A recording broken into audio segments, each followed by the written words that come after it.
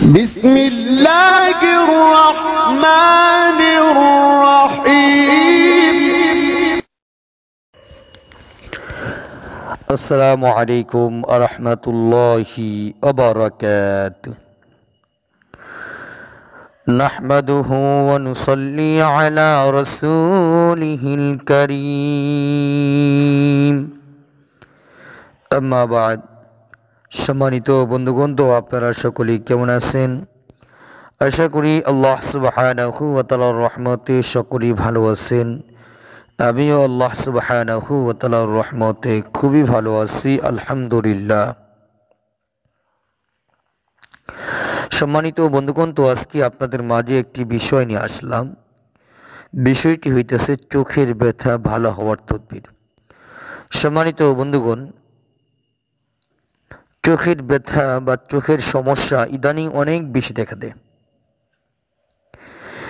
এই চোখের সমস্যার জন্য অন্যতম কারণ হইতেছে টাচ মোবাইল বলেন, অ্যান্ড্রয়েড মোবাইল বলেন, এগুলো অতিরিক্ত ব্যবহার করা, অথবা বাড়িতে সারাদিন টেলিভিশন দেখা ইত্যাদির জন্য আমি বেশি মনে করি। কারণ বর্তমান আমরা বেশিরভাগ মানুষই মোবাইল আসক্ত, বা সারাদিন রাত সবসময় আমরা যখনই জেগে থাকি তো টেলিভিশন নিয়ে বসে থাকি।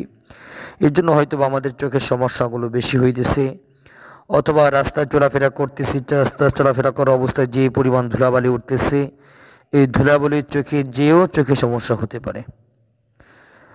তো যেভাবেই হোক না কেন, চোখের সমস্যা হলে, চোখের ব্যথা হলে আমরা কোরআনে একটি তদবির করতে পারি ইনশাআল্লাহ। এই আমলের মাধ্যমে আল্লাহ সুবহানাহু ওয়া তাআলা আমাদের চোখের সমস্যাগুলো আল্লাহ সমাধান করবেন ইনশাআল্লাহ।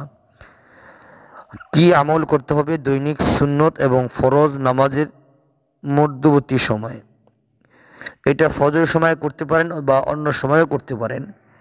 সুন্নত এবং ফরজ নামাজের মাঝখানে যে সময়টা, এই সময়ে আপনি কয়েকবার ইস্তেগফার পাঠ করবেন, কয়েকবার দুরূদ শরীফ পাঠ করবেন। এরপরে এই আয়াতি কারিমাটি 15 বার পাঠ করবেন। আউযু বিল্লাহি মিনাশ শাইতানির রাজীম। রব্বানা আতমিম লানা নূরানা ওয়াগফির লানা ইন্নাকা আলা কুল্লি শাইইন কাদির।